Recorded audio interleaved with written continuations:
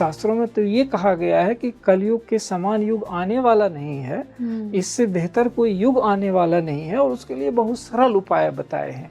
तो मोक्ष के पहले तो मोक्ष है क्या? जी मोक्ष है कि जीवन रहते रहते जी आपको जीवन की नश्वरता का और उसकी मूल्यवत्ता का, दोनों का एक साथ ज्ञान हो जाए। क्या गुरु ही जो चेतना है मनुष्य शरीर धारण करके हमारे सामने आते हैं कि वो हमको आगे लेके जा सकें कलयुग में?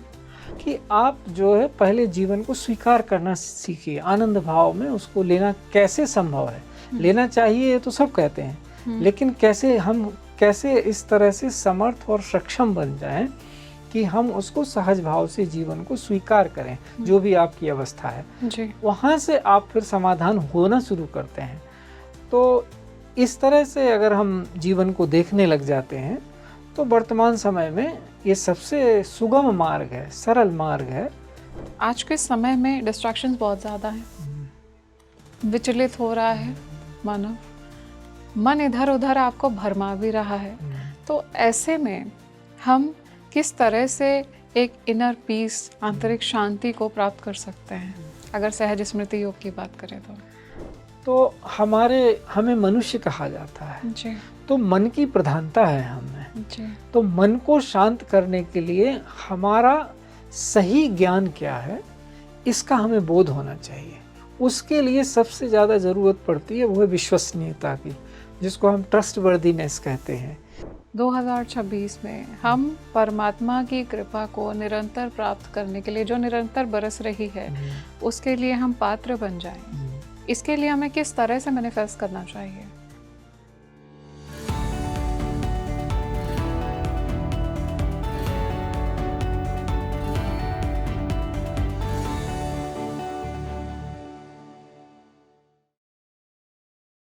ऐसा माना जाता है कि कलयुग में डार्क साइड की तरफ इंक्लिनेशन ज़्यादा है। क्या ऐसा सच में है या ये सिर्फ एक मिथ है? आज का ये पॉडकास्ट बहुत ही मिथ ब्रेकिंग होने वाला है आपके लिए, क्योंकि इसमें हमने जाना है कि कलयुग को क्यों एक आइडियल समय माना गया है मोक्ष की प्राप्ति के लिए। कलयुग में क्या स्पिरिचुअल इंक्लिनेशन ज़्यादा है? इन सभी बातों पर हमने चर्चा की है और हमने इन सभी बातों को जाना है कि गोस्वामी जी ने कलयुग के बारे में क्या कहा है और कबीरदास जी ने कलयुग और गुरु की महिमा के बारे में क्या कुछ कहा है। क्या गुरु की आवश्यकता है मोक्ष की प्राप्ति के लिए और किस तरह से गुरु हमारे जीवन को एक आध्यात्मिक दिशा प्रदान करते हैं। हमने ये भी जाना है कि सहज स्मृति योग कैसे हमारे जीवन के साथ में अलाइन होता है, कलयुग की एनर्जीज के साथ अलाइन होता है और हमें एक नई दिशा देता है अध्यात्म की तरफ और आंतरिक शांति की तरफ। आज का ये पॉडकास्ट बहुत ही खास है और आज जो हमारे साथ मेहमान जुड़े हुए हैं वो भी बहुत ही खास हैं, क्योंकि वो एक स्पिरिचुअल मास्टर हैं, आप उन्हें बहुत ही पसंद करते हैं और वो प्रोपाउंडर भी हैं, यानी प्रणेता हैं सहज स्मृति योग के। मैं बात कर रही हूँ गुरुदेव श्री नंद किशोर जी की। आज हमारे साथ में है वो और आपको बहुत ही ज़्यादा ज्ञान से वो भरने वाले हैं और बहुत ही इंसाइटफुल डिस्कशन आपके सामने वो लेकर आने वाले हैं। उन्होंने बहुत अच्छी बातें कही हैं, तो मैं बहुत बहुत स्वागत करना चाहूँगी गुरुदेव श्री नंद किशोर जी का। बहुत बहुत स्वागत है गुरुदेव आज आपका। बहुत बहुत धन्यवाद माधवी जी। आपने जो हम नए वर्ष के पास हैं और उस समय आपके मन में विचार आया कि लोगों को सहज स्मृति योग और अध्यात्म के बारे में कुछ चर्चा हो, उनको कुछ मिले, तो मैं बहुत बहुत आभारी हूँ आपका। गुरुदेव, अभी जैसे आज मैं आपसे पहली बार मिली हूँ, पर हमारे व्यूवर्स और दर्शक ये पहले भी आपसे मिल चुके हैं, ये आपको पहले ही बहुत पसंद करते हैं, बट मेरा जो एक्सपीरियंस रहा है, हमने ऑफ द कैमरा भी बहुत सारा डिस्कशन किया, एक अध्यात्म की तरफ जो आपका जुड़ाव है वो बहुत ही यूनिक है। वैसा जुड़ाव, इतनी सहजता मैंने कहीं नहीं देखी, और जो एक एक डिवाइन कनेक्ट सा फील होता है सहजता के साथ, वो सहज भाव हमें लगता है कि अध्यात्म के तरफ हमको और ज़्यादा इंक्लाइन करता है और ज़्यादा गहराई में लेके जाता है। मैं आज एक समझना चाहती हूँ अपने पर्सपेक्टिव से, और एक मेरा सवाल है हमारी ऑडियंस के लिए भी कि हम अगर कलयुग को समझना चाहें, कलयुग वास्तव में क्या है? क्योंकि ऐसा देखा जा रहा है कि कलयुग में जहाँ पर धर्म की पराकाष्ठा भी है, आध्यात्म भी बढ़ रहा है, डार्क साइड भी है कलयुग का, लेकिन कलयुग को सिर्फ डार्क साइड से ही देखा जाता है कि कलयुग है तो यहाँ पे नेगेटिविटी ज़्यादा है, करप्शन ज़्यादा है, क्राइम ज़्यादा है, लोगों के चरित्र गिर रहे हैं। लेकिन वहीं पर कलयुग का एक पॉजिटिव साइड भी तो है। तो एक अगर मैं आध्यात्मिक दृष्टा के पॉइंट ऑफ व्यू से समझना चाहूँ, आप मुझे समझाएं, आप खुद एक स्वयं एक दृष्टा हैं, कि क्या है कलयुग। तो हमारे यहाँ परंपरा से माधवी जी, प्रश्न आपका बहुत ही सुंदर है जी। और उसमें बड़ी ही मधु है। मतलब लोगों को उसको जानने से उनको उसका जो मधुर रस है वो भी मिलेगा, जी। क्योंकि हम सब मधुरता, सुख, मनुष्य मात्र यही चाहता है, अच्छे में रहना चाहता है। तो युग इसी से शुरू होते हैं, अच्छे रहने से। कि अगर आप सत्य के बहुत करीब रहें इंडिविजुअली ऑल्सो, तो आपको सतयुग के होने का बोध होगा, क्योंकि योग का मतलब हो जाए जुड़ाव। तो सत्य से आप जुड़ गए तो आपके लिए सतयुग है। फिर धर्म के कहे गए हैं 4 चरण, तो उसमें अगर आपके पास 3 चरण से आप फॉलो कर पा रहे हैं तो फिर आपको लगेगा कि थोड़ी तो मुझ में कमी आई है, लेकिन फिर भी मैं बहुत फॉलो कर रहा हूँ अथवा कर रही हूँ, अपने आचरण में उतार रहे हैं। तो आपको लगेगा कि उतने सत्य में तो हम नहीं रहेंगे, तो आपने उसको त्रेता कह देंगे उस अवधि को आप। जब आपको लगेगा कि अब 2 ही चरण बचे हैं, हम कुछ ज़्यादा कर नहीं पा रहे हैं, काफ़ी नीचे चले आ गए, तो आप कहे अपने आप से कहने लगेंगे कि अब तो लगता है हमारी चेतना या हम द्वापर में रह रहे हैं। फिर आपको नितांत कुछ नहीं रहा, आप किसी तरह से जीवन की आपाधापी में चले जा रहे हैं, तो आप कहने लगेंगे अपने आप से कि शायद हम कलयुग में रह रहे हैं। तो ये तो एक पक्ष है, लेकिन उसके बाद जब आप जीवन से 2-4 होते हैं तो मनुष्य की प्रकृति है ऊपर उठने की, नीचे नहीं गिरना चाहता, वो प्रकृति ही नहीं है उसकी। प्रकृति हमेशा उद्धरित आत्मनम आत्मानाम, अपने आप से वो अपनी आत्मा का उद्धार करना चाहता है। तो फिर वो देखता है कि युग है क्या, तब वो जो हमारी शास्त्रीय परिभाषाएं उन सब में जाता है, तब फिर उसको स्पष्ट होता है कि नहीं, शास्त्रों में तो ये कहा गया है कि कलयुग के समान युग आने वाला नहीं है, इससे बेहतर कोई युग आने वाला नहीं है, और उसके लिए बहुत सरल उपाय बताए हैं। तो इस तरह जब अपने ऊपर बात आ जाती है पूरी तरह से कि नहीं, हम जीवन में उतार के देखें सत्य को, केवल किताबों में न समझें, केवल जो लिखा है उन्हीं परिभाषाओं में न जाएं, अपने जीवन में अनुभव करके जो धर्म के 10 लक्षण हैं उनको जीवन में उतारें, तो आपको ये युग का ये समझ में आने लगेगा कि चारों युग हमेशा हो रहे हैं। अच्छा, आपकी प्रकृति कैसी है, प्रवृत्ति कैसी है, कितना आप धारण कर पा रहे हैं, उसी के अनुसार आपकी प्रगति होने लगती है। तो उस अर्थ में वो कहा गया है कि कलयुग समयुग आन नहीं, जो नर कर विश्वास। तो उसके लिए कि बिना बहुत प्रयास किए ही भवसागर पार हो सकता है व्यक्ति। ये साधु संतों का मत है, गोस्वामी जी का मत है, जिनकी बहुत प्रसिद्धि है, तो उनका ये वचन है। तो वो, लेकिन उसकी व्यवस्था ये है कि आप पहले उन 10 लक्षणों को अपने जीवन में उतारिए, तो उससे फिर आपको यथार्थ बोध होगा कि युग वास्तव में योग से होता है, कि उन गुणों का आपने योग किया, उनको प्राथमिकता पर रखा, तो इस तरह से युगों को समझना चाहिए। गुरुदेव, अभी आपने बोला कि कलयुग सम कोई दूसरा युग नहीं है, कलयुग के समान कोई दूसरा युग नहीं है। कलयुग में ऐसा क्या खास है, ऐसा क्या महत्वपूर्ण है कि कलयुग को इतनी ज़्यादा इम्पोर्टेंस दी गई है? इसमें एक तो प्रकृति में जिस तरह का ह्रास आ रहा है, हम पर्यावरण की वैसी देखभाल नहीं कर रहे हैं। देखो हमारे बड़े शहरों में, दिल्ली में इतना प्रदूषण है, यहाँ तक कि जुडिशरी तक को कहना पड़ा कि ये जिस तरह की लाइफ स्टाइल है अपर एक्योलॉन्स की, उसके वजह से नीचे नीचे कितना कठिन होता जा रहा है जीवन जीना। ये सब जगह हो रहा है विश्व में। तो ये क्यों मैं बोल रहा हूँ कि इससे हमारी उम्र घट रही है, आयु घट रही है। लोग कह रहे हैं कि नहीं, चूंकि सुविधाएं बढ़ रही हैं इसलिए आयु बढ़ रही है। ऐसा कब था कि इतनी आयु कम थी, अब तो बढ़ रही है। वो एक पर्सपेक्टिव है, वो लिखित इतिहास का पर्सपेक्टिव है, उसके हिसाब से आयु बढ़ रही है। लेकिन जो हमारा आध्यात्मिक इतिहास है वो कुछ और कहता है, जो इस रिटिन के बियॉन्ड है। तो वो ये जानता मानता अपनी चेतना में देखता है कि ऋषि काल में लोग लंबा जीवन जिया करते थे, क्योंकि प्रकृति बिल्कुल परफेक्ट थी, उसमें कोई इस तरह का प्रदूषण नहीं था, तो सांस लेना आसान था, जीवन लंबे हुआ करते थे। तो कलयुग इस मामले में अच्छा है कि जीवन कम है अवधि आपकी, तो फिर भी अच्छी तरह से जीवन जिया जाए तो 100-125 वर्ष तक आज भी लोग जी रहे हैं, जो अच्छा जीवन जी रहे हैं। जी। और मोक्ष प्राप्ति के लिए 125 वर्ष की आवश्यकता नहीं है, वो तो हम कहते हैं कि हर एक को 25 वर्ष की अवस्था आते आते मोक्ष प्राप्त हो जाना चाहिए, ताकि वो शेष जीवन लोक सेवा में, लोक कल्याण के लिए, लोक संग्रह के लिए बिता सके। तो कलयुग में ये अच्छी बात है। बहुत सारे गुण हैं कलयुग के, लेकिन सबसे अच्छा ये गुण है कि इसमें कुछ ज़्यादा नहीं करना पड़ता है। इसमें जो आपके मन में चीज़ें आती हैं और मैनिफेस्ट नहीं की और गलत चीज़ें हैं, तो उनका आपके ऊपर असर नहीं पड़ता।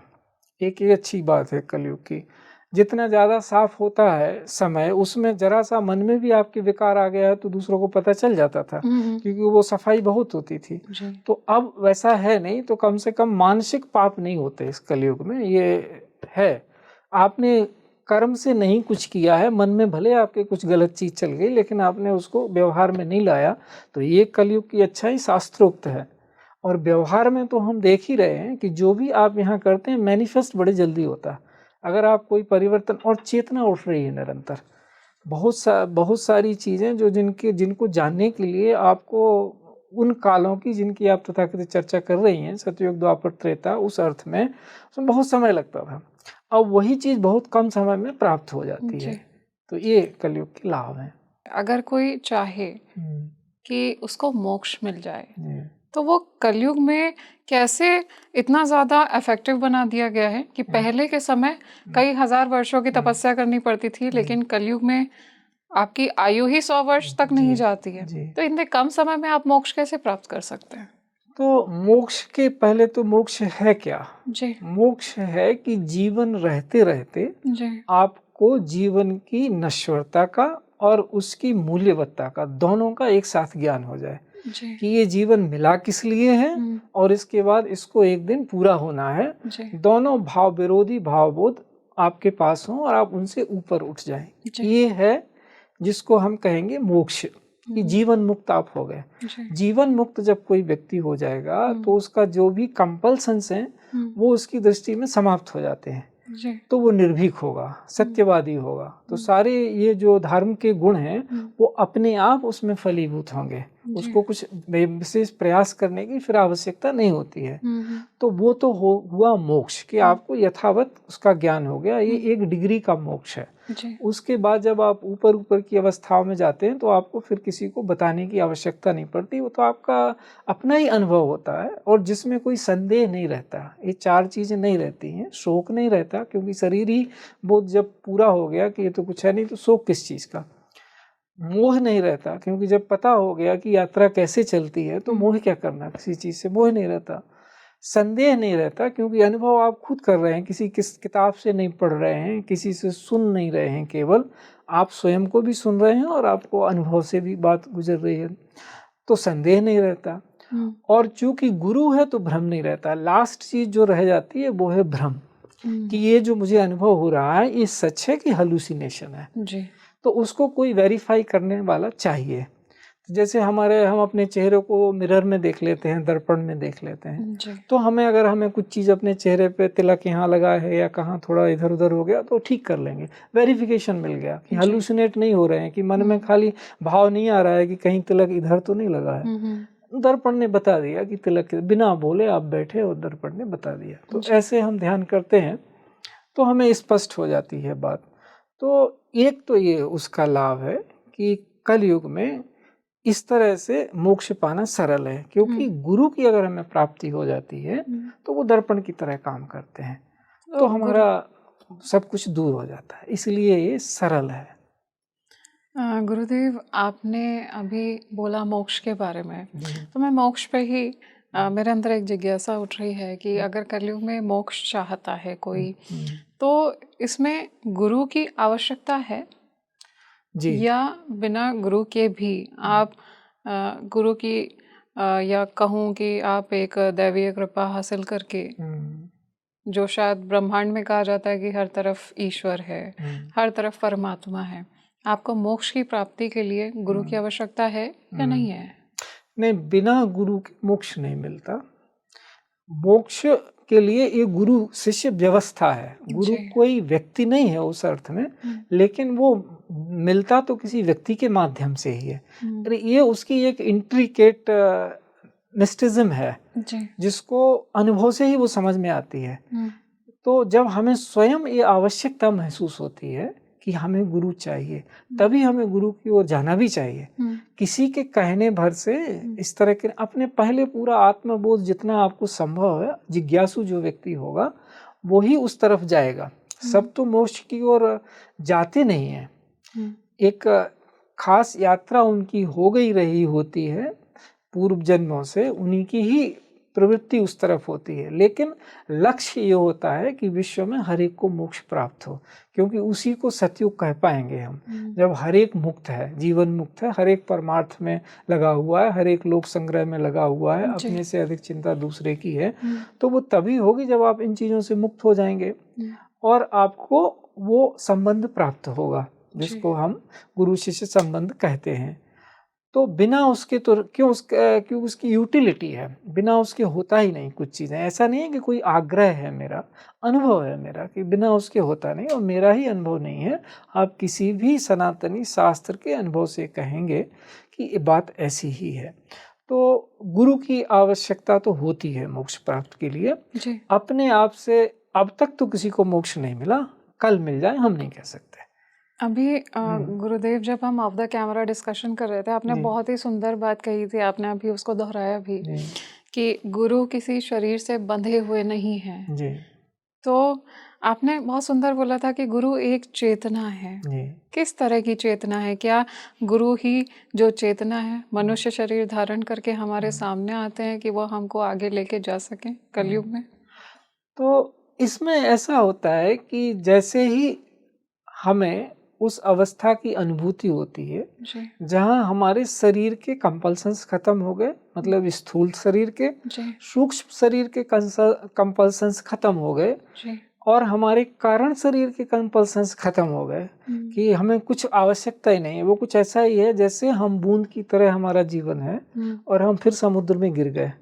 अब हम बूंद रह नहीं सकते, तो हम अपने आप को समुद्र तो कह नहीं सकते और बूंद हम रह नहीं गए। तो उस तरह से वो चेतना है। इसीलिए उसकी जब भी हमारे यहाँ कुछ उपमाएं दी जाती हैं तो गुरु को कहा जाता है समुद्र के समान या गगन के समान।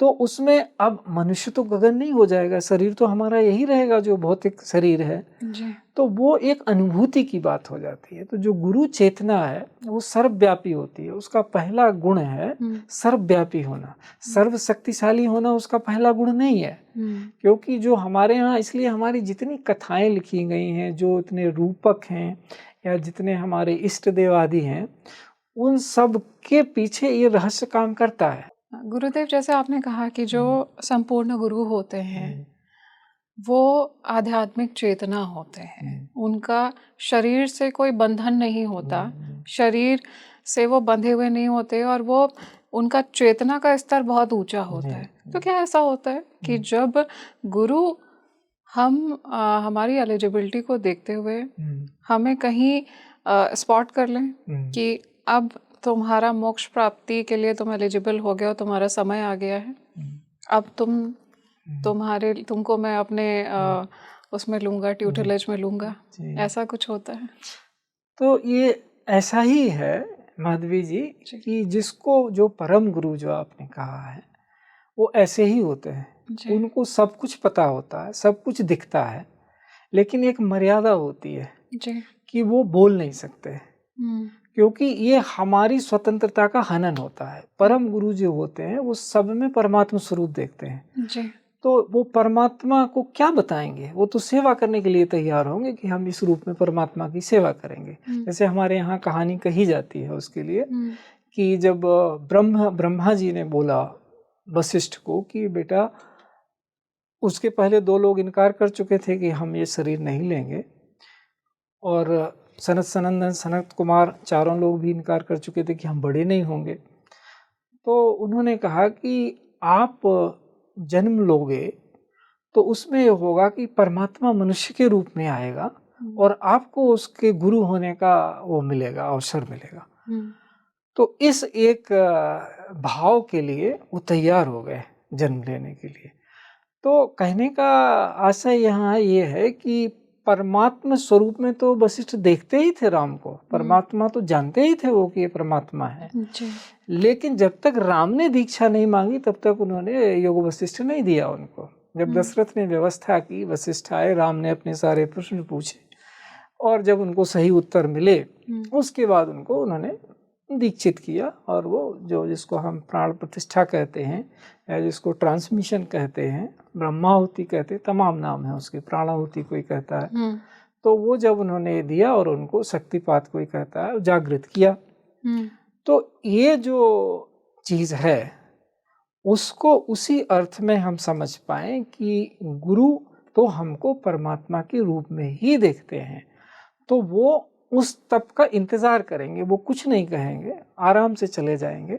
लेकिन जब हम बोलेंगे कि हम आपको गुरु बनाना चाहते हैं तब उनकी भूमिका शुरू होती है।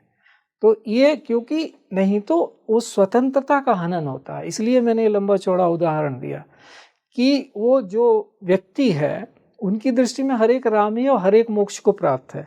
जो गुरु की अवस्था है, परम गुरु की, उसमें उनको कोई ऐसा नहीं दिखता कि इसको मोक्ष नहीं मिला है। उनकी दृष्टि में सब मोक्ष प्राप्त हैं क्योंकि सब परमात्मा है।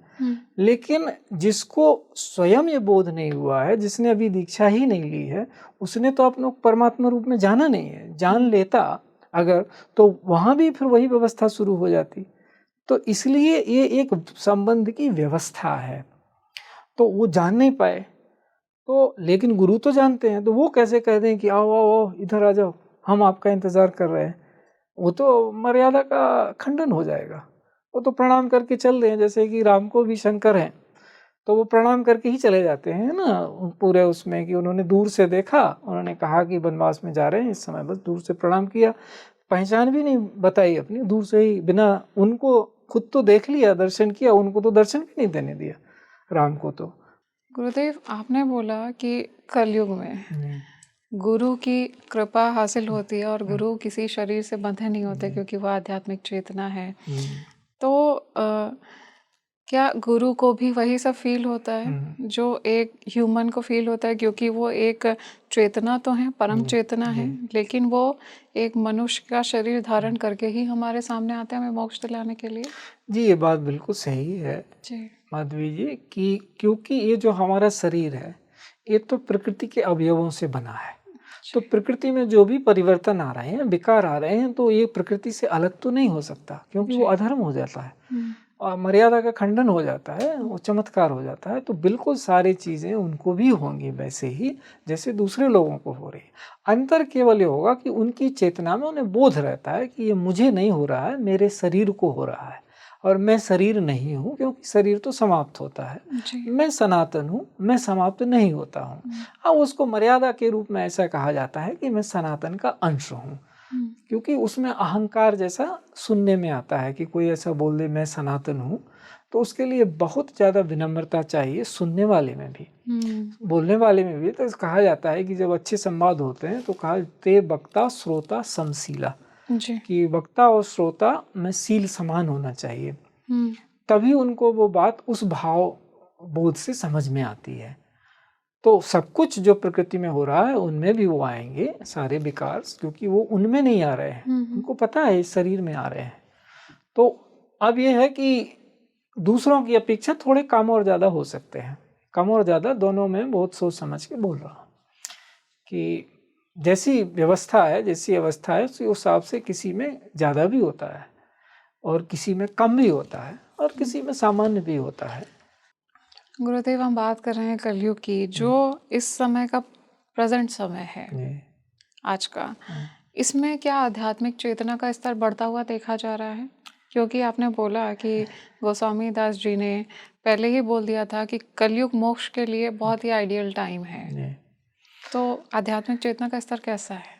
नहीं, वर्तमान समय में निस्संदेह रूप से पूरे विश्व में, भारत में ही नहीं, जी। भारत में तो बढ़ ही रहा है क्योंकि ये तो हमेशा एक सेंटर रहा है, जी।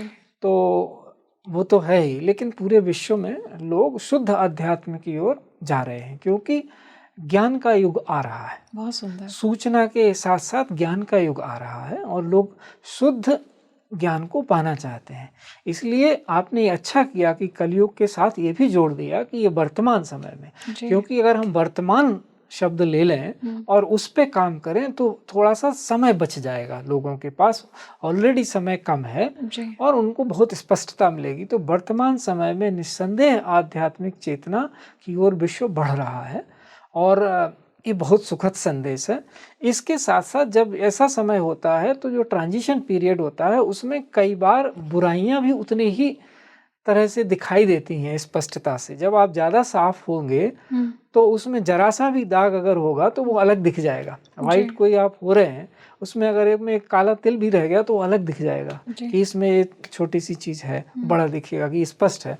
तो इसलिए लोगों को अगर कुछ ऐसी चीज़ें होती दिख रही हैं तो उनको उसी तरह लें जैसे उनके सफ़ेद आत्मा पे कोई एक छोटा सा काला तिल पड़ा हुआ है। वो भी समय के रहते ज़्यादा उस पर ध्यान देंगे अपनी साधना पे, ये भी निकल जाएगा। अपनी जिज्ञासा को साधे रहेंगे और ये सब निकल जाएगा। तो निस्संदेह वर्तमान समय में आध्यात्मिक चेतना बढ़ रही है और दूसरी चीज़ें भी हैं, लेकिन आध्यात्मिक चेतना की ओर आदमी अग्रसर हो रहे हैं। तो गुरुदेव, कलयुग या प्रेजेंट समय में बोलूं तो इसमें क्या दैवीय कृपा का स्तर भी ज़्यादा है?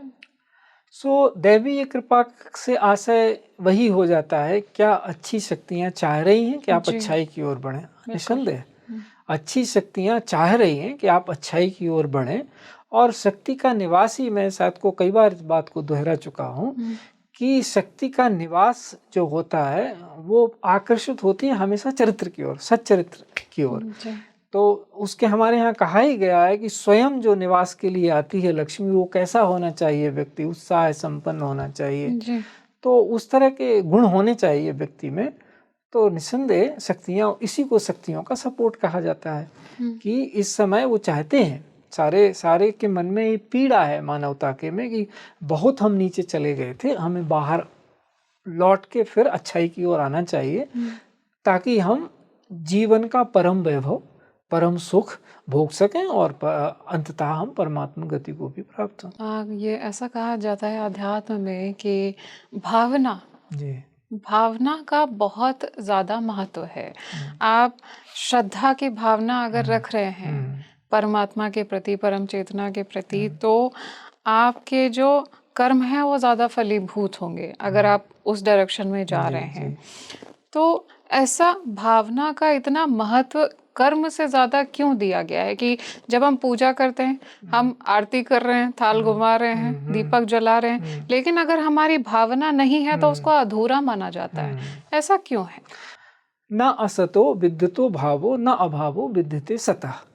तो उसके लिए ये कहा गया कि भाव और सत्य एक ही चीज़ है, पर्यायवाची है। उसी से आती है भावना। तो अगर आपकी पूजा विधि में, आपकी साधना में सत्य ही नहीं है, भावना ही नहीं है, तो वो आपके लिए कैसे सत्य होगी? इसलिए कर्म तो बाद की चीज़ है, व्यवहार तो पहले भाव से होता है कि वही एक चीज़ है।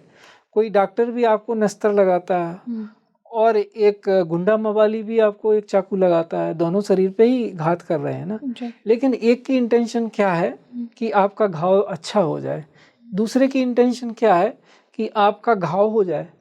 अस्त्र का इस्तेमाल दोनों कर रहे हैं आपके शरीर पे। तो भाव तो भिन्नता है, तो उससे कर्म भिन्नता हो गई।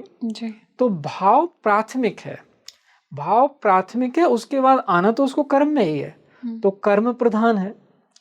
ऐसा ही नहीं है कि अकेले मन में बैठ के अच्छे भाव करना पड़ेगा, आपको मैनिफेस्ट करना पड़ेगा अच्छे भाव को, लेकिन प्रधानता है, प्राथमिकता है। पहले कौन? पहले भावना, पहले इंटेंशन। कानून में भी पहले इंटेंशन देखा जाता है कि आपका इंटेंशन क्या था। कोई घटना घट गई तो अगर आपका इंटेंशन ही नहीं था, कुछ गलत घटना हो गई, तो उसको उतना बल नहीं दिया जाता। न्याय व्यवस्था में उसको थोड़ा सा ढील मिल जाती है। लेकिन आपकी भावना थी, इसके बावजूद भी आप कर नहीं पाए, तो भी आपको कुछ दंड ज़्यादा मिलेगा। तो इसलिए प्रधानता दर्शाने के लिए है वो कि भाव से सत्य प्रकट होता है जीवन में। इसलिए ऐसा कहा गया है कि भावना की प्रधानता हो, श्रद्धावान लभन्ते ज्ञान, ये सब हमारे सूत्र हैं जिनको लोगों ने देखा कि ऐसा होता है, जी। उन्हीं से शास्त्र बने हैं। और क्या है शास्त्रों तो में? ऐसा कहा जा सकता है गुरुदेव कि अगर परमात्मा और आपके जो गुरु हैं जी। उनके प्रति अगर आपका समर्पण का, श्रद्धा का भाव नहीं है, हम्म, तो आपका जो जुड़ाव है उस हम्म। परम सत्ता से वो अधूरा रह गया कहीं ना कहीं। हाँ, बिल्कुल सत्य है ये बात। बल्कि जब तक परमात्मा में और गुरु में हमें द्वैत दिख रहा है, जबरदस्ती नहीं करनी चाहिए, जी। दिख रहा है तो दिख रहा है, लेकिन परम अवस्था वही है जब वो दिखना बंद हो जाए। गुरु को धारण करने का उद्देश्य यही है कि जो अदृश्य परमात्मा है सर्वव्यापी, हम उसको देख नहीं पा रहे हैं, जी। तो हमें कहीं मूर्त रूप में चाहिए उसका। तो इसीलिए तो वो संबंध बनाते हैं। अथवा तो गुरु में और क्या है, वो यही तो कह रहे हैं कि उसमें वो परम चेतना है, इस कारण हमने किसी शरीर को माना कि ये गुरु है अपनी सुविधा के लिए। गुरु को उससे कुछ नहीं मिलना जाना है। अगर कोई ऐसा भाव है किसी के अंदर कि जिनको हम गुरु बना रहे हैं उनको कुछ दे पाएंगे, तो ये मिथ्या है, नहीं दे सकते हम। हाँ, दे नहीं सकते। वो कबीर ने बड़ा सुंदर उसको कहा कि काल गुरु संतोष ये होंसी रही मन माय, राम नाम के पटतरे दैवे को कछु नाही। कि जो राम नाम उनके गुरु से उनको मिला, उनका है, उसके बदले में हम कुछ दे नहीं सकते। तो मेरे जीवन में हमेशा यही रहा कि क्या मैं ऐसा दे दूं कि मैं आत्मतुष्ट हो जाऊं कि हमने गुरु को कुछ दिया। तो मतलब गुरु इतना कुछ दे सकते हैं हमें कि हम उसके बदले उनको क्या ही देंगे। नहीं, बिल्कुल वो परमात्मा ही हमें देख रहे हैं, इससे बड़ा और क्या देंगे। सभी तो दे दिया, अपने आप को दे दिया। आपने गुरु कहा कि इनमें परमात्मा है, वो पहले से ही आपको परमात्मा रूप में दे रहे थे, देख रहे थे, तो हमने पूरा ही दे दिया ना जो कुछ है। उसके बाद लेने देने का खेल ही कहाँ रह जाएगा। तो इसलिए तो ये व्यवस्था बनी हुई है। और यही बात हर एक में इस राम, ऐसा नहीं है कि कबीर ने कुछ और कहा, तुलसी ने कुछ और कहा। तुलसी भी अपने काकभूषण के माध्यम से ये बात कहते हैं कि एक बात मुझे बिसर न काओ, गुरु कर सुंदर सील स्वभाव। कि सब कुछ इतने जन्म लेने के बावजूद वो कहते हैं एक चीज लगी रह गई कि हमारे गुरु जी का स्वभाव कैसा सुंदर था कि हमने लाख गलतियां की, लेकिन अगला हमारे लिए माफी ही मांगता रहा, हमारे लिए क्षमा याचना, करुणा, कैसे हमारा कल्याण हो, इसी की चिंता करते रहे।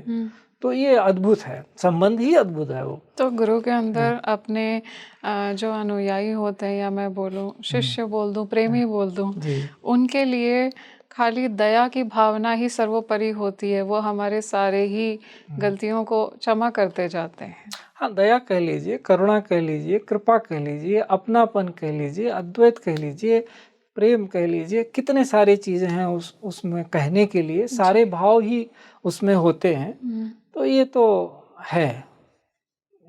और ये तो हमने कहा ही है बारंबार कि हम कहने को बोल देते हैं, हम ही कह सकते हैं कि हम फलाने के शिष्य हैं, लेकिन गुरु तो किसी को समझदार है तो वो कभी किसी को शिष्य कहता ही नहीं है जी। कि, क्योंकि अगर कोई ये जिस चीज में ये भाव आ गया कि ये मेरा कोई शिष्य है, तो मेरी दृष्टि में वो उस पद का अधिकारी नहीं है। तो वो जो आप परमात्मा को कैसे बोल सकते हो कि वो आप उसमें क्या ऐसा सिखाने के लिए रह गया जो आप उनको दे दोगे। हाँ, परमात्मा को तो हम कुछ भी नहीं दे सकते। क्या दे सकते हैं, तो फिर वो बनती नहीं है। तो वो एक तो बड़ी ऊंची अवस्था है। जी। गुरुदेव, ये देखा गया है कि आज के समय में, कलयुग के समय में, या मैं कहूँ प्रेजेंट टाइम में, लोगों के जीवन में बहुत संघर्ष आ रहे हैं, बहुत स्ट्रगल्स आ रहे हैं, लोग परेशान भी हो रहे हैं उन स्ट्रगल से। तो क्या ये स्ट्रगल्स इसलिए हैं क्योंकि अगर कलयुग में या प्रेजेंट समय में चेतना का स्तर ज़्यादा है, मोक्ष की तरफ आप जल्दी बढ़ सकते हैं, इसलिए आपके जो कर्म हैं वो कम किए जा रहे हैं गुरु कृपा के द्वारा? नहीं, ये भाव तो अच्छा है जी, लेकिन इसमें एक सावधानी रखनी चाहिए। जी, जब भाव कह दिया तो सत्य भी कह ही दिया कि अच्छा है, जी, कि इसमें एक सावधानी ये रखनी चाहिए कि फिर लोग निगेटिव ना हो जाएं कि अब हमारे ऊपर समस्याएं नहीं आ रही हैं तो हमारे लिए मोक्ष दूर है। ऐसा नहीं है, सब तरह की व्यवस्था है कि कुछ लोग बहुत सुख में ही मोक्ष प्राप्त कर लेते हैं। कई ऐसे साधु संतों के उदाहरण हैं जिनका जीवन हमेशा सुखमय रहा, जी। उनके लिए कोई इस तरह के कलेश आए ही नहीं। और कई ऐसे अवतार हैं जिनके जीवन में कलेश ही कलेश रहा जी। बाहर से देखने पे, चाहे भगवान राम का आप उदाहरण ले लें, भगवान कृष्ण का ले लें।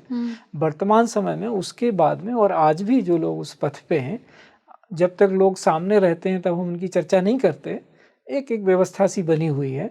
जैसे ही कोई साधु संत दिवंगत होता है तो हम फिर उनकी चर्चा करते हैं कि वो ऐसे थे, वो वैसे थे। तो ये तो दौर हमेशा रहता है, संघर्षों के दौर से वो गुजरते हैं। और वो है ही, मतलब व्यवस्था में है कि जब तक आप, प्रकृति आपको बिल्कुल शुद्धतम रूप में पहुंचा देना चाहती है, जी। तो आप जब तक सब सबक सीख नहीं लेंगे तब तक वो आपकी सफाई करती है। लेकिन आप में वो भाव होना चाहिए। इसलिए मैं कह रहा हूँ कि वो भाव प्रधानता, कि अगर जरा सा आप चूके और आपने संघर्षों को निगेटिवली लेना शुरू कर दिया कि मैं तो इतनी भक्ति करता हूँ, मैं तो इतना कर्म करता हूँ, इसके बावजूद मेरे ऊपर ऐसी समस्या आ गई, तो फिर आप भूल रहे हैं कि कृष्ण ने और राम भगवान ने क्या कमी रखी थी, या हनुमान जी ने क्या कमी रखी थी। जैसे चरित्र हमारे सामने आते हैं, तो फिर भी लेकिन वो तो समस्याओं से जूझते ही रहे आजीवन, सब कुछ होने के बावजूद। तो निगेटिव हमें नहीं जाना है। तो अगर हमने पॉजिटिवली लिया तो डेफिनेटली ये आपको बहुत उच्च अवस्था तक लेके जाने वाली व्यवस्था है कि संघर्ष आए और आपने समाधान बनना शुरू कर दिया। ढूंढना ही तो क्या, आप समाधान बनना शुरू हो गए समस्याओं के। जी। सो गुरुदेव, अभी आपने बोला कि जैसे जिनके जीवन में कम संघर्ष आ रहे हैं वो कहीं दुखी ना हो जाएं कि उनके जीवन में अगर कम संघर्ष है तो वो मोक्ष की तरफ जल्दी नहीं आगे बढ़ सकते हैं। तो क्या ऐसा हो सकता है कि जिनके जीवन में कम संघर्ष है वो शायद पहले ही पिछले जन्मों में संघर्ष को झेल चुके हों, या अपने जीवन में पहले ही संघर्षों को झेल चुके हों, इसलिए वो ज़्यादा एलिजिबल हो गए उसके पास जाने के लिए? और जिनकी जीवन में संघर्ष ज़्यादा है, मतलब कहीं ना कहीं कुछ ना कुछ रह गया है जिसको आपको नलिफाई करना है, तभी आप मोक्ष की तरफ बढ़ सकते हैं। तो ये भी दोनों ही पॉजिटिव न्यूज़ है दोनों के लिए। नहीं, वो तो है, लेकिन उसमें भी सावधान रहना चाहिए कि आपके साथ अच्छा हो रहा है और आप अपने पूर्व जन्मों की संपत्ति समझ के आचरण से दूर हट गए और आप प्रमादी हो गए, आलसी हो गए, लोक कल्याण से हट गए, तो वो घटते भी देर नहीं लगती। इसलिए दोनों अति सर्वत्र वर्जते। कुछ अच्छा हो रहा है तो बस परमात्मा को धन्यवाद करके, गुरु को धन्यवाद करके आप अपने आगे बढ़ जाएं, लेकिन अपने साधना पथ से ना हटें। अच्छा जो हो रहा है वो होने दीजिए, कृपा मानिए। जो खराब हो रहा है उसको सीख मानिए। तो असफलता तो है ही नहीं। आपको ये सीखने, जब ये भाव उदित होता है तो असफलता जीवन से समाप्त हो जाती है। लोगों को दिख रहा है कि फलां व्यक्ति असफल हो रहा है, सफल हो रहा है। आध्यात्मिक व्यक्ति कभी असफल होता ही नहीं है, वो केवल सफल ही होता है। तो वो उसकी यात्रा बस भिन्न होती है। तो जब हम ये ध्यान में रखें कि ना तो हम पूर्व जन्म के सुखों की संपत्ति पे बैठ जाएं और ना ही वर्तमान के दुखों की विपत्ति पे बैठ जाएं, दोनों को समान भाव से लेते हुए, निंदा स्तुति सब कुछ समान भाव से लेते हुए अपना जो कर्तव्य पथ है उस पे चलते रहें, तो निसंदेह दोनों ही अवस्थाओं में आप मोक्ष की ओर ही बढ़ रहे हैं। तो गुरुदेव, अगर सहज स्मृति योग की बात की जाए तो कलयुग के समय जब मोक्ष प्राप्ति का आइडियल टाइम आपने बोला कि ऐसा पहले ही कह दिया गया है, गोस्वामी जी ने बोला है, तो इसमें सहज स्मृति योग की बात करूं कि एक जो हमारे व्यूअर्स हैं ये जानना चाहें कि क्या हमें स्ट्रगल्स के समय और खुशी के समय भी, जब हमारे जीवन में संपन्नता है, हर तरफ सुख ही सुख है, दोनों ही अवस्थाओं में सहज रहने की ज़रूरत है? यानी कि जैसे अभी आपने बोला, अगर आपके जीवन में पॉजिटिविटी ज़्यादा है तो भी ऐसा नहीं है कि आपकी ड्यूटी फुलफिल हो गई, आपको अभी भी सद्कर्म करने हैं, अभी भी आपको कंटिन्यू रखना है। तो क्या आज के समय में, कलयुग में, इंसान को सहज रहने की ज़्यादा आवश्यकता है? जी, आपने बिल्कुल सही समझा और सही बात आपने कही है कि वर्तमान समय में अगर किसी को ये ऐश्वर्य मिला हुआ है, अच्छी ऐश्वर्य संपदा है आदमी के पास, तो उनको ये कि आपके लोक कल्याण के लिए मिली हुई है, आप में पात्रता आई, तो अगर आपने उसका पात्र होने के बाद, पात्र का क्या काम होता है? पात्र दूसरों को देता है, यही तो है। पात्र होता है किस लिए? उसमें चीज़ रखी हुई है, दूसरे उसका उपभोग करते हैं। तो अगर आपने पात्र स्वयं ही रख के बैठ जाए तो पात्र भी खराब हो जाएगा और जो द्रव उसमें रखा है वो भी कालांतर में समाप्त हो जाएगा, जी। कुछ भी रखा हो कितना भी अच्छा। तो दोनों ही स्थितियों में सहज स्मृति योग भी यही सिखाता है कि आप जो है पहले जीवन को स्वीकार करना सीखिए, आनंद भाव में उसको लेना कैसे संभव है।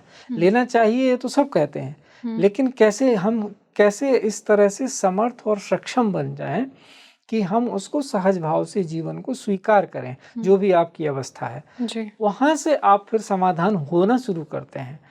तो इस तरह से अगर हम जीवन को देखने लग जाते हैं तो वर्तमान समय में ये सबसे सुगम मार्ग है, सरल मार्ग है, जिसमें बहुत छोटे छोटे जीवन में परिवर्तन करके, दैनिक जीवन में परिवर्तन करके, और आप स्वयं अपने अनुभव से देख लेंगे कि आप में स्वयं में कितना परिवर्तन आ चुका है। एक 10-15 दिन का ही अगर आप उसको फॉलो कर लें सही ढंग से, तो आप इस अवस्था में आ जाएंगे कि आप स्वयं अपना आकलन कर सकें कि 15 दिन पहले मैं कैसा था या कैसी थी, और 15 दिन बाद, 2 हफ्ते बाद मैं कैसा या कैसी हूँ, कितना मेरे स्वभाव में परिवर्तन आया, कितनी शांति मेरे अंदर आ गई, और कितने दूसरे तरीके से मैं जीवन को देखने लग गई हूँ या लग गया हूँ। गुरुदेव, ऐसा देखा जा रहा है कि कलयुग के समय या जो प्रेजेंट टाइम है, इसमें मानव बहुत विचलित हो रहा है, उसके जीवन में संघर्ष बहुत आ रहा है। ऐसे में क्या कुछ सहज स्मृति योग सिखाता है जिससे मानव अपने जीवन को एक आध्यात्मिक दिशा दे सके और परम चेतना की तरफ आगे बढ़ सके? जी, ये बात बिल्कुल सही है। सहज स्मृति योग आपके जीवन को सरल बना देता है कि आप सहजतापूर्वक जीवन जैसा है, जैसा ये पूरा सृष्टि का व्यापार चल रहा है, उसको आप धीरे-धीरे देखते-देखते उस अवस्था तक पहुँच जाएँ देखने की, जहाँ इसको एज़ इट इज़ देख सकें, जैसा है वैसा देख सकें। ये शब्द बारंबार हर एक गुरुमुख से निकला हुआ पाएँगे कि एज़ इट इज़, जैसा है वैसा देखना। जैसे कबीर कहते हैं, जो कुछ था सोई भया, अब कुछ कहा न जाए, पानी ही ते हिम भया, हिम है गया बुलाए। वो तो एक उदाहरण है, लेकिन लास्ट उसका जो कहने का उनका अर्थ है, वो आशय यही है कि अब जो कुछ है वही हो गया, उसमें क्या कहने के लिए रह क्या गया। तो सहज स्मृति योग धीरे धीरे हमारी चेतना को साधना के द्वारा उस अवस्था में पहुंचाता है जहाँ पे हम जीवन जैसा है वैसा देखने के योग्य हो जाते हैं। तो हमारे शोक मोह संदेह भ्रम समाप्त हो जाते हैं। जब आप देख ही लेंगे कि ये चीज़ ऐसी है, तो उसमें जो उसके पहले आप बहुत सारे परिवर्तन उसमें करना चाहेंगे, लेकिन जब आपने देख लिया कि ये तो सुंदर है ही, सृष्टि तो अपने आप सुंदर है, हम इसको ना बिगाड़ें, तो ये बहुत, आपका शरीर, आपका मन, बुद्धि सब बहुत सही अच्छे रास्ते पे जा रहे हैं। हम ही तो बिगाड़ते हैं कुरुचियाँ उत्पन्न कर करके कि जरा ये भी देख लें, जरा ये भी देख लें। तो उस तरह से अगर हम कुरुचियों से बचे रहें, कुछ 2-4 अच्छी आदतें डाल लें, आरंभिक बातें मैं बता रहा हूँ कि ये कुछ कर लें, जैसे सुबह सूर्योदय से पहले उठ जाना, ये कुछ ऐसी चीज़ें हैं। शुद्ध आहार खाना, सही समय से खाना, थोड़े समय व्यायाम करना, सुबह में ध्यान से आरंभ करना। तो जीवन की अगर प्राथमिकताएं, जो दैनंदिन जीवन की प्राथमिकताएं जो आपको वैसे भी करनी है, बस उनका ऑर्डर सही कर लीजिए। क्रम बहुत आवश्यक है। जैसे आरंभ में ही कहा ना आपने कि भाव और भावना के संदर्भ में, तो वहाँ क्रम की ही तो गलती है। भावना में, श्रद्धा में क्रम बदलता है तो अच्छा हो जाता है। यहाँ भी वही है कि जीवन का जो आप रोज कर रहे हैं वो सब धर्म ही है। अगर आप उसको सही भाव से कर रहे हैं तो कर्म ही तो हमारे यहाँ धर्म है। हमारे यहाँ से मतलब पूरी पृथ्वी पे, तो वो कर्म भी धर्म ही है, उसी का ही रूप है, उसी का विग्रह है हर एक मनुष्य। तो अगर हम जैसे चीज़ें हैं उनको जस्ट उनकी प्राथमिकता देख लें और आरंभिक अवस्था में कुछ थोड़े परिवर्तन लाएं, उन थोड़े से परिवर्तनों से आपकी आस्था और श्रद्धा और प्रगाढ़ हो जाएगी अपनी यात्रा में, और अपने विचार पे और अपने विवेक में आपकी श्रद्धा बढ़ जाएगी कि आप सही देख पा रहे हैं चीज़ों को। तो उनके जो स्ट्रगल हैं आम जीवन के, उनको वो आराम से सह सकेंगे और उसके बेहतर सॉल्यूशन बन सकेंगे, स्वयं समाधान देना वो शुरू कर देंगे। उनको आश्चर्य होगा कि कैसे जिनको वो समस्याएं समझ रहे थे वो स्वयं ही उनके समाधान के अंश हैं। कोई समस्या ही नहीं है। जब आप समाधान की दृष्टि से देखते हैं तो और उसके लिए जो सहयोग मिलता है आसपास से, वो एक बहुत बड़ा असेट हो जाता है, क्योंकि वो मिलता ही मिलता है जैसे ही आपकी चेतना उच्च होती है। क्योंकि सभी उच्च चेतना की ओर जाना चाहते हैं, तो सबके मन में स्वाभाविक इच्छा होती है कि अच्छा काम हो रहा है, उसी को तो यज्ञ कहा गया कि इसमें हमें भी शामिल होना चाहिए, हम क्यों पीछे रह जाएं। जी। तो उस तरह से आम जो हमारे जीवन के संघर्ष हैं उनकी कटुता कम हो जाती है, वो दंश उतना नहीं लगता है और आप आगे बढ़ जाते। गुरुदेव, जो आज का समय है, कलयुग की बात हो रही है, तो क्या आज के समय में डिस्ट्रैक्शंस बहुत ज़्यादा है, विचलित हो रहा है मानव, मन इधर उधर आपको भरमा भी रहा है, तो ऐसे में हम किस तरह से एक इनर पीस, आंतरिक शांति को प्राप्त कर सकते हैं, अगर सहज स्मृति योग की बात करें तो हमें मनुष्य कहा जाता है जी। तो मन की प्रधानता है हमें जी। तो मन को शांत करने के लिए हमारा सही ज्ञान क्या है इसका हमें बोध होना चाहिए। उसके लिए सबसे ज़्यादा ज़रूरत पड़ती है वो है विश्वसनीयता की, जिसको हम ट्रस्ट वर्दीनेस कहते हैं, कि आपको भरोसा है क्या। तो अगर अपने ऊपर भरोसा है कि कम से कम मुझ में इतनी पात्रता तो है कि मैं सही चीज़ का चुनाव कर सकूं, मैं जान सकूं कि जो मैंने चुना है ये सही है मेरे लिए, इतना आत्मविश्वास तो होना चाहिए। और वो आता है आपके चुनाव करने से। मान लीजिए आपने कोई चीज़ चुनी और वो आपके लिए सही नहीं निकली, तो छोड़ दीजिए, दूसरी चीज़ चुनी है जो अच्छी है। जी। तो ये चुनाव करने की आपके पास योग्यता होनी चाहिए कि मेरे मन को वास्तव में चाहिए क्या। तो आपके मन को हमेशा शांति चाहिए। जब आप आराम से बैठेंगे तो वही कहेगा कि पहली मेरी डिमांड है शांति, उसके बाद मैं भागूंगा। शांति अगर हो गई उसके बाद मैं इधर उधर सारा विचलन करूंगा। और फिर वो अपने आप को वो विचलन समझने लगता है, शांति नहीं, ये है समस्या।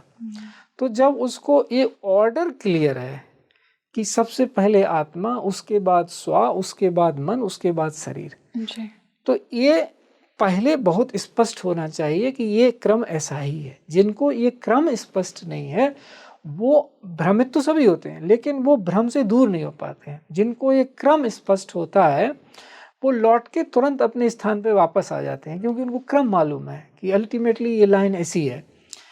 तो शांति पाने के लिए सबसे पहले जो क्रम है वो जानना आवश्यक है जी।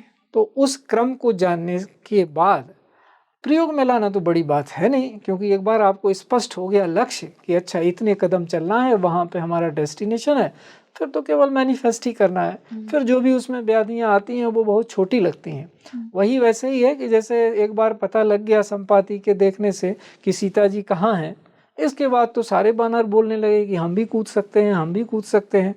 और अंततः हनुमान जी कूद के आके देख के सब आके बता दिए कि भाई व्याधियां तो आई उनके भी रास्ते में।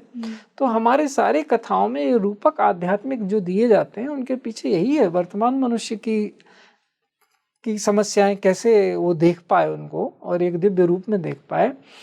तो ये क्रम स्पष्ट होना चाहिए कि आत्मा और स्वा का अंतर होने मालूम होना चाहिए, स्वा और मन का अंतर मालूम होना चाहिए, मन और शरीर का अंतर मालूम होना चाहिए, और उन सबका अंतर संबंध मालूम होना चाहिए। अंतर ये पता कैसे चलेगा गुरुदेव? तो ये साधना से होता है, व्यवहार में आपको उतारने से होता है। जैसे आपने अच्छा भोजन किया, अच्छी पुस्तक पढ़ी, अच्छा सत्संग सुना, तो आपको कैसा समान मात्रा में अति सर्वत्र बजते, जिस तरह का आज का जीवन है उसमें सब चीज को मितभोगी होना चाहिए कि हर चीज एक समान मात्रा में जितनी आवश्यक है वर्तमान समय में, अति किसी की चीज ये ठीक नहीं है। तो आपको ये लगेगा कि आपके पास शांति आई। किसी जैसे आप सुबह उठ के ध्यान करें थोड़ी देर, उसमें कुछ भी कर रहे हो आप, क्योंकि ध्यान एक प्रश्न मुझे साथ साथ ये भी एड्रेस करना होता है कि ध्यान कोई कर नहीं सकता, वो तो एक हैपनिंग है, लेकिन आप बैठ तो सकते ही हैं, उसी को आप ध्यान कह लीजिए। कुछ तो आप अच्छा चिंतन करेंगे, तो आपने पूरे दिन का ही आपने एक ब्यौरा बना लिया कि ये हमें करना है। तो अब आपके लिए शरीर से वो सारे कर्म उस दिन एग्जीक्यूट करना बड़ा आसान हो जाएगा, क्योंकि पहले से ही आपको प्राथमिकता क्लियर है। जब आपको कुछ भी क्लियर नहीं है तो फिर इधर उधर भागेंगे, जो भी सामने आ जाएगा उसको किस तरह हैंडल करें, और हमेशा असंतुष्ट रहेंगे क्योंकि तैयारी ही नहीं है पहले से। तो ये जो जीवन में हम अनुशासन ले आते हैं प्राथमिकताओं का। जी। लोग भागते इसलिए हैं इधर-उधर कि उनको प्राथमिकताओं का क्रम नहीं मालूम है कि पहले क्या है। जैसे कुछ चीज़ होता है ना, ये नहीं छोड़ेंगे। जी। जैसे कुछ भी होता है तो कहा जाता है कि कम से कम जीवन तो मूल्यवान है, बाकी कुछ जा रहा है तो जाने दो, जीवन बच जाए किसी का। जी। ये हर एक की कोशिश होती है। जी। ऐसे ही इसमें मन के भटकने में प्राथमिकताओं के स्पष्ट ना होना को ही सबसे बड़ा कारण कहा जाता है। नहीं तो आप तुरंत ही दूसरी चीज़ों से हट जाएँगे। पहली चीज़ को पहले स्थान पर रखेंगे तो बाकी अपने आप वो लाइन लग जाती है कि हमारा स्थान यहाँ है, हमारा स्थान यहाँ है। तो उसके मानसिक शांति के लिए ये आवश्यकता है कि हम प्राथमिकताओं को स्पष्ट समझें। वो तो मन से ही समझेंगे। मन, बुद्धि, अहंकार, स्मृति, यही चीज़ें आपके पास हैं। इसी को हम कहते हैं कि हमारा ये चित्त है। तो उनसे हम इन चीज़ों को स्पष्ट करते हैं। चारों चीज़ों से बुद्धि निर्णायक होती है। वो बताती है कि ये चीज़ें ऐसी हैं, इनका क्रम ये है। लेकिन वो मैं जो आरंभ में बात कही थी वो बड़ी महत्वपूर्ण है। उसका अनुभव करना होगा कि कम से कम इतना आत्मविश्वास तो आप में होना चाहिए कि जो हमने चुना है वो पूर्ण विवेक से चुना है। अपने पे शक नहीं होना चाहिए। तो उतना होने के बाद, क्योंकि नहीं तो धारण भी तो प्राथमिकताएं आपको ही करनी है। जब आप संशय से ही धारण करोगे तो क्या धारण करोगे सिवाय विप्लव के? कभी इधर इस चीज़ के पीछे भाग रहे हैं, कभी उस चीज़ के पीछे। लेकिन आपने एक लाइन चुन रखी है कि ये प्राथमिकता है, इस क्रम में करना है, तो निसंदेह आपको शांति मिलेगी ही मिलेगी, बल्कि आप शांति स्वरूप ही हो जाएंगे। गुरुदेव, कलयुग का समय आध्यात्मिक चेतना के लिए बहुत ही ज़्यादा अनुकूल समय माना जा रहा है। तो ऐसे में हम अपने जीवन में परमात्मा की कृपा को प्राप्त करने के लिए क्या कुछ कर सकते हैं? नहीं, बहुत ही अच्छा प्रश्न है, क्योंकि वर्तमान में हम जी रहे हैं। जी। तो वर्तमान का जो जीवन का हमारा फलक है, जी। उसमें ही हम व्यवहार कर सकते हैं। तो इस समय ये इसलिए अच्छा है कि बहुत ज़्यादा ज्ञान हर उससे आ रहा है दिशा से। जी। लेकिन वो ज्ञान केवल सूचना बन के न रह जाए, जीवन में उतरे और सावधानी पूर्वक उसे चुना जाए। जैसे इंटरनेट को ही ले लें। आजकल कौन ऐसा सर्च इंजन या कौन इस तरह का एआई का टूल नहीं है कि आप कोई भी सूचना मांगें। पहले हमें कितने पुस्तकालय ढूंढने पड़ते थे अगर हम कुछ जानना चाहते थे। जी। हमारे देखते देखते ही अवस्था ऐसी आ गई कि आप एक प्रॉम्प्ट टाइप करो और आपको सारे सूचनाएं, सारे चीज़ें मिल जाती हैं। जी। तो ये इस तरह का समय है जिसमें सूचना तो बहुत आ रही है, लेकिन जब तक वो आपके जीवन में नहीं उतरती, मैनिफेस्ट नहीं होती है, तब तक वो सूचना ही है। तो इतना सारा ज्ञान उपलब्ध है सूचना के रूप में, जी। और सब कोई अपनी अपनी प्रकृति के अनुसार अच्छा ज्ञान चुन सकता है, विशिष्ट ज्ञान चुन सकता है। लेकिन जाना तो उसको अद्वैत की हो रही है, तो वो विशिष्ट अद्वैती हो सकता है। हमारे यहाँ सब चीज़ की भारतीय दर्शन में परिभाषाएं जितनी संभव है मनुष्य के आचरण के लिए पहले से उपलब्ध हैं। लेकिन मैनिफेस्टेशन तो अभी करना पड़ेगा ना। केवल ये कह देने से कि हमारे यहाँ तो सब है, काम नहीं हो जाता है। काम तब होगा जब आप अभी और इस समय वो सब करोगे जो आपके पास है।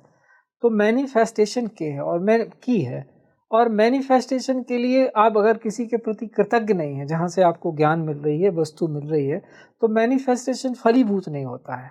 आपके चरित्र का पूर्ण विकास नहीं होगा, क्योंकि वो ऐसा नहीं है कि कोई मान्यता है, वो ऑर्डर है ऐसा चीज़ों को। जब तक आप कृतज्ञ नहीं होते तब तक आप पूरे खुलते ही नहीं हैं, और जब तक आप पूरे खुलते नहीं हैं तब तक कृतज्ञ होना आपको समझ में नहीं आएगा कि वास्तव में कृतज्ञ होना है क्या। तो जब आप देखेंगे ये सब तो है ही है, इसमें तो मैं खाली एक किसी चीज़ का निमित्त बन रहा हूँ, माध्यम बन रहा हूँ, उससे ज़्यादा कुछ है ही नहीं, तो आपको कृतज्ञता के अलावा और कोई भाव ही नहीं आएगा।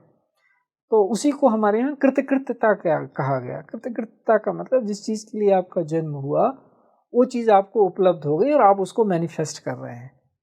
तो भिन्न भिन्न शब्दों में उसी को मोक्ष कई तरह से कहा गया कि आप जो करने आए थे वो कर रहे हैं जी। तो ये समय इस माने में बहुत अच्छा है कि पूरी सूचनाएं आपको कहीं भी उपलब्ध हैं। पहले आपको एक ऋषि मुनि कहीं दूर ढूंढना पड़ता था।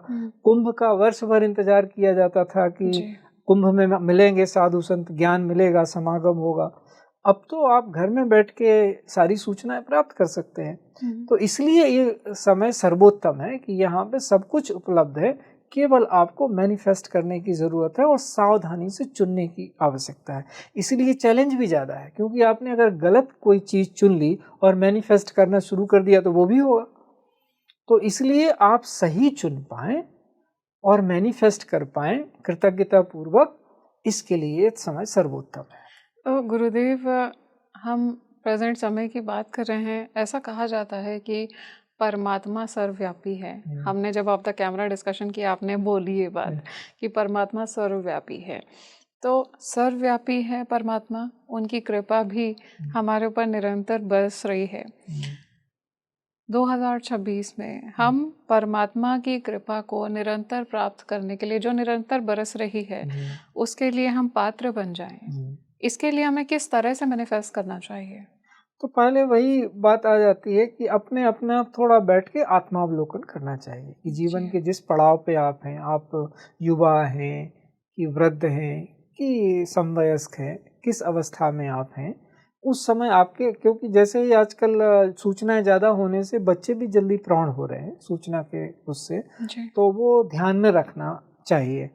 तो उसके बाद उस समय की हमारी जो आवश्यकता है उन प्राथमिकताओं को मैनिफेस्ट करके और सद्गुणों को की ओर बढ़ना चाहिए। ये बहुत आवश्यक है कि अंततः एक चीज़ है जिस पे सभी सहमत होते हैं जीवन में, चाहे वो नास्तिक हो, आस्तिक हो, आध्यात्मिक अपने आप को ना कह पाते हो या आध्यात्मिक अपने आप को जान गए हो, मतलब सभी मनुष्य मात्र एक शब्द का प्रयोग करते हैं, सत्य। सत्य क्या है? हर चीज में होता है। तो आप सत्य की ओर ही बढ़िए ना। तो आपका जो भी सत्य हो आप वहां से यात्रा शुरू करिए, लेकिन सत्य की ओर बढ़िए अवश्य, जो भी हो आपका।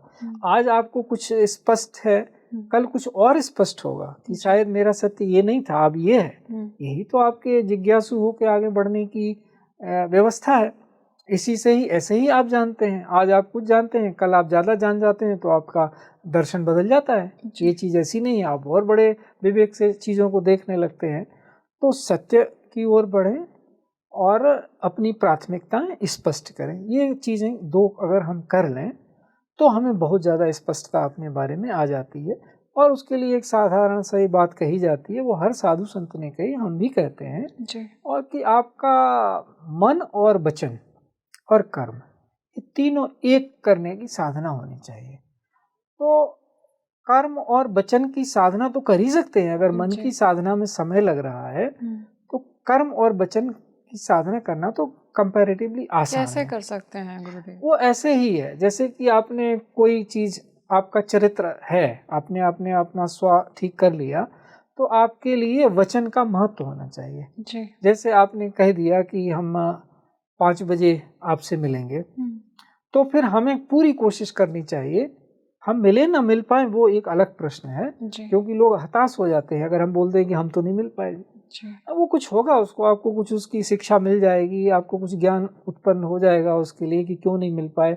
बहुत सारा विश्लेषण आप कर लेंगे कि लेकिन पूरी कोशिश आपको करनी चाहिए। तो फिर आप देखेंगे कि अरे, जब भी हम कुछ सत्य करने की कोशिश करते हैं तो समस्याएं दिख रही हैं, आ रही हैं बहुत सारी, क्योंकि आप क्लीन हो रहे हैं, आप साफ हो रहे हैं। प्रकृति आपके विवेक को और निर्मल कर देना चाह रही है कि आप सही चीज देख पाएं। तो उसको नकारात्मक रूप में नहीं लेना चाहिए। और अगर आपने मैनिफेस्ट कर लिया तो आपको अपने आप बोध होगा, इस चीज का अनुभव होगा कि आपको अच्छा लगा, जो आपने बोला था वो कर देने मात्र से आपको अच्छा लग रहा है, आपकी आत्मा बलिष्ठ हो रही है। तो ये आत्मा अनुभूति होती है, ये कोई भी कर सकता है। तो इस तरह से इसको मन और वचन को कर्म में हम मैनिफेस्ट कर सकते हैं। जब कर्म और वचन को एक करते हैं तो धीरे धीरे मन भी अपने आप अनुशासित होने लगता है, क्योंकि वो फिर अलाइन होना चाहता है कि आदमी करते ही ऐसा है, अगर इन्होंने बोल दिया है तो ये करेंगे, तो better let me follow in line, फिर मुझको फॉलो ही करना चाहिए उनको। तो ये मन एक बहुत अच्छा सर्वेंट है, बट बहुत बुरा मास्टर है। तो इसलिए उसके ऊपर चरित्र रहा गया, स्व जिसको कहा जाता है, सेल्फ, कि वो उसको हमेशा अनुमोदन, हमेशा अनुपालन, हमेशा उसके अनुशासन में रहना और उसी तरह से उसके अनुगत होके चलना, ये सारे उसका होना चाहिए उसके चरित्र के पीछे मन को। तो निसंदेह हम मैनिफेस्ट कर पाएंगे। बहुत सुंदर गुरुदेव। आपने आचरण के बारे में भी बात किया कि मनुष्य का आचरण कैसे रहना चाहिए, और जो 2026 का साल सूर्य का साल माना जा रहा है, इतना अबंडेंस इसमें हमें परमात्मा की कृपा का मिलने वाला है, उसके बारे में भी आपने बहुत अच्छे से समझा कि कैसे मैनिफेस्टेशन हम कर सकते हैं 2026 में। बहुत बहुत धन्यवाद, आप आए और आपने अपनी प्रेजेंस से हमें ग्रेस किया, इतना सारा ज्ञान और इतना सारा इंसाइटफुल डिस्कशन दिया, बहुत अच्छा लगा। Thank you so much. धन्यवाद माधवी जी, आपके श्रोताओं को भी बहुत बहुत नमस्कार।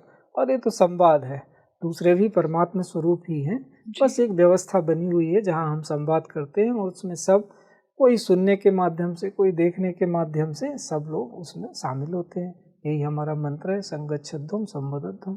दोस्तों, आज हमने जाना है कि किस तरह से हम मनुष्य जीवन के अपने आचरण को इस दिशा में ढाल सकते हैं, इस दिशा में आगे बढ़ा सकते हैं कि हम उस परम चेतना की दिव्य कृपा को प्राप्त करने के लिए एलिजिबल हो जाएं और हमारी पात्रता उनकी तरफ बढ़ जाए। आज हमने ये भी जाना है कि किस तरह से कलयुग में आध्यात्मिक स्तर, आध्यात्मिक उन्नति का स्तर आगे बढ़ रहा है और कैसे हम दैवीय कृपा को अपने जीवन में उतार सकते हैं।